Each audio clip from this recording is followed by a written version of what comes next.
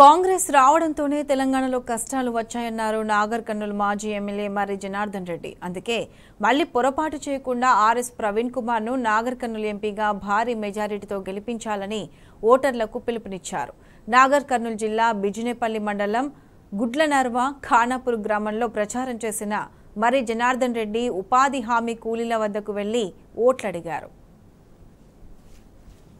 మనలో జరిగిన పొరపాటు రేపు జరగకుండా రేపు 13వ తారీఖు నాడు పార్లమెంట్ ఎన్నికలు ఉన్నాయి. కారు గుర్తు మీద ఆర్ఎస్ ప్రవీణ్ కుమార్ సార్ పోటీ చేస్తున్నారు. ఇది రిజర్వేషన్. ఒకటే సామాజిక వర్గానికి చెందినటువంటి ముగ్గురు అభ్యర్థులు పోటీ చేస్తున్నారు.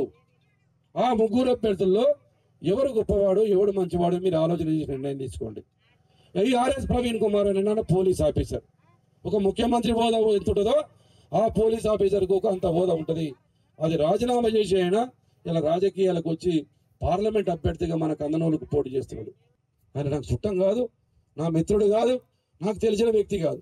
ఒక మంచి వ్యక్తిని ఈ కందనూరులో నేను ఓడిపోయినా పర్లేదు, ఒక మంచి వ్యక్తిని గెలిపిస్తే బాగుంటుందనే ఉద్దేశంతో ఇలా ఊరు ఎక్కడ ఉపాధి హామీలు ఉంటే, ఎక్కడ ఊరుంటే రోజుకు 10 గ్రామాలు 12 గ్రామాలు ఈ 15 రోజులు తిరుగుతున్నా ఈ 6 గ్యారెంటీలను అమలు చేసే విధంగా నేను ఆర్ఎస్ ప్రవీణ్ కుమార్ సార్ ఇద్దరం ప్రతిపక్ష హోదాలో ఉండి మీ 6 గ్యారెంటీలు అమలు చేయడానికి మేము మీ పక్షాన కొట్లాడతాం.